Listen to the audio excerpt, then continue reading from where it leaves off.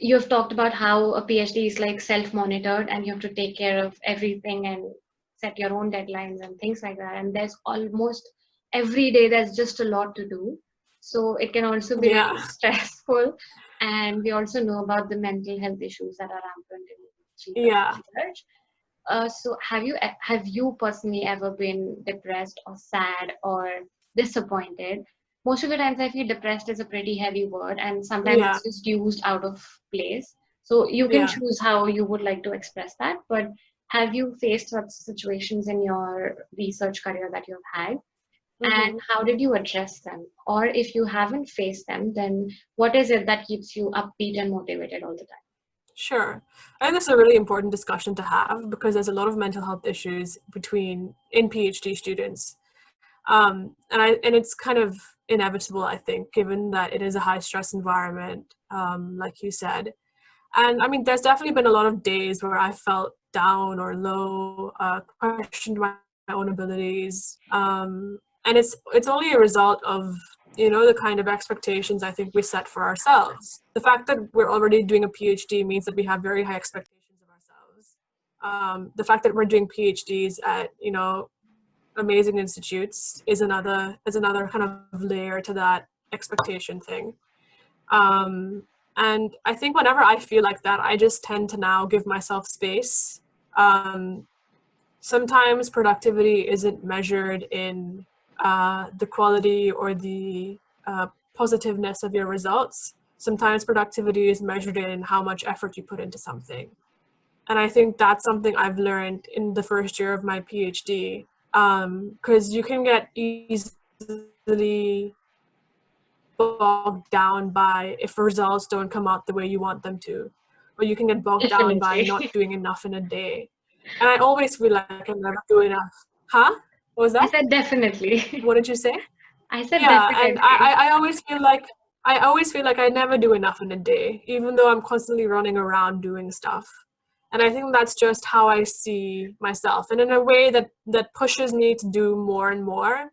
But I've now, like, more recently decided that if I ever feel like I'm not doing enough, or if I feel like, I'm not being productive enough, or I'm not, basically just kind of questioning your research and your capabilities, I literally just take like an hour off, and I'm like, I just kind of meditate, or I will speak to my family, and just, you have to find a way that allows you to kind of come back onto track.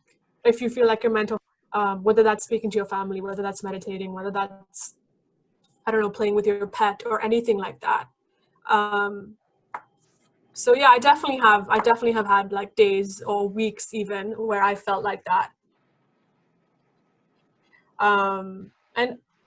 And talking to peers also really helps, because I feel like it's such a prevalent issue that if you just talk to somebody who's also doing a PhD, and Hmm. like just share that, oh my god, Yeah, like I don't have, like, I feel like I don't have data, I feel like the experiments I'm doing aren't working, or I feel like I'm doing something wrong, something's not right.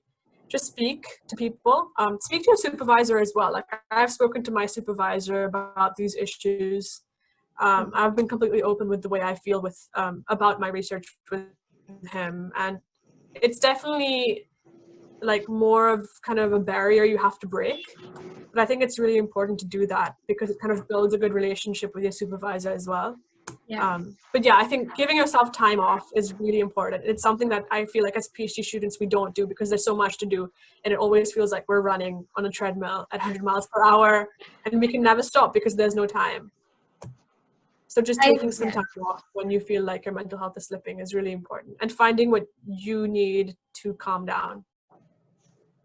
I agree with the comment on talking to your PhD supervisor. So, especially in the first year, I felt that I was struggling a lot, both with the coursework and the research, and it was all so new to me.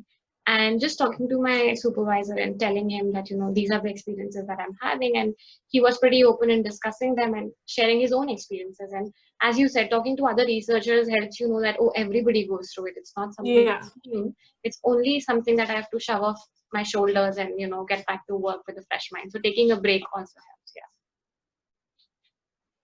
Yeah. Yeah. Okay. Yeah, The I feel like last, everybody goes through it, like you said. Like it's like yeah, really rare that PhD students will have like, like even a month without being low. Like it's yeah, just but a constant roller coaster. yes. But some people should also not take it as the fact that it's a very, very stressful, profile that one should just not consider because it's stressful. I think every profile Yeah. today is stressful, and it's only a matter of how you learn to sort of handle it over time. And being communicative is one of the best skills that I thought worked for me. Yeah, absolutely. Yeah. And if it gets really bad, like there's obviously organizations out there that you can speak to who are like completely outside of your professional kind of network. Like I don't know, like mental health organizations or even your doctor. Like it's not a big deal to like just speak. Like Yeah. you don't have to go to like a psychiatrist or a therapist. You can just speak. You can just verbalize what you're feeling. And I think that's recognition is the first aspect of dealing with any kind of mental health issue, whether that's just feeling low or whether that's something like imposter syndrome, because I know imposter syndrome is like massive in the PhD and researching community. Yeah. um, yeah. Okay. So for all the young heads listening to us, I hope you're listening to what Saylee and me are trying to communicate and you practice it if you are stuck in such situations.